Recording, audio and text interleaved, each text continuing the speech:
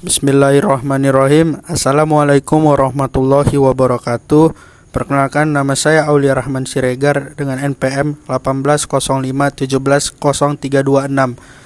Kali ini saya akan mempresentasikan hasil makalah saya yang berjudul Aset Berwujud.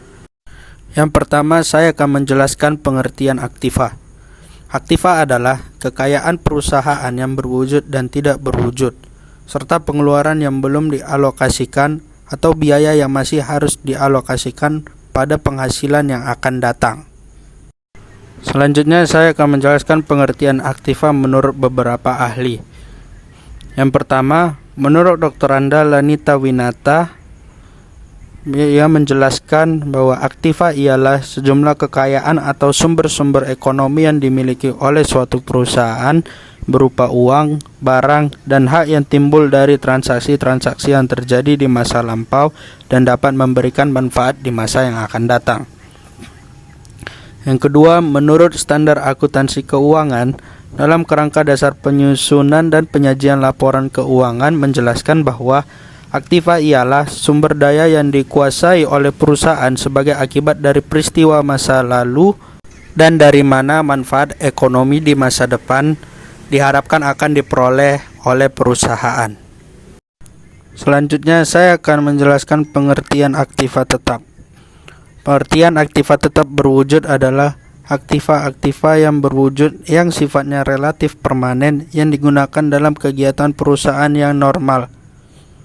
Istilah relatif permanen menunjukkan sifat di mana aktiva yang bersangkutan dapat digunakan dalam jangka waktu yang relatif cukup lama. Selanjutnya, aktiva tetap. Aktiva tetap berwujud yang dimiliki oleh suatu perusahaan dapat mempunyai macam-macam bentuk seperti tanah, bangunan, mesin-mesin, dapat alat-alat, kendaraan, mebel, dan lain-lain. Dari macam-macam aktiva tetap berwujud tersebut, untuk tujuan akuntansi dilakukan pengelompokan sebagai berikut. Yang pertama, aktiva tetap yang umurnya tidak terbatas seperti tanah untuk letak perusahaan, pertanian, dan peternakan. Yang kedua, aktiva tetap yang umurnya terbatas dan apabila sudah habis masa penggunaannya biasa diganti dengan aktiva yang sejenis. Dan yang ketiga, aktiva tetap yang umurnya terbatas dan apabila sudah habis masa penggunaannya tidak dapat diganti dengan aktiva yang sejenis. Selanjutnya, jenis aktiva tetap berwujud. Yang pertama, aktiva yang merupakan sumber dari penyusutan atau depresiasi bangunan atau gedung, mesin-mesin produksi, dan lain-lain. Yang kedua, aktiva yang merupakan sumber dari depresi atau penyusutan tambang mineral, mineral deposit atau sumber alam, dan lain-lain.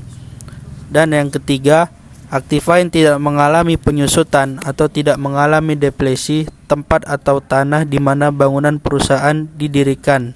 Sekian presentasi dari saya. Jika ada kekurangan dari yang saya sampaikan, saya mohon maaf karena kita masih dalam proses pembelajaran. Lillahi taufiq wal hidayah. Wassalamualaikum warahmatullahi wabarakatuh.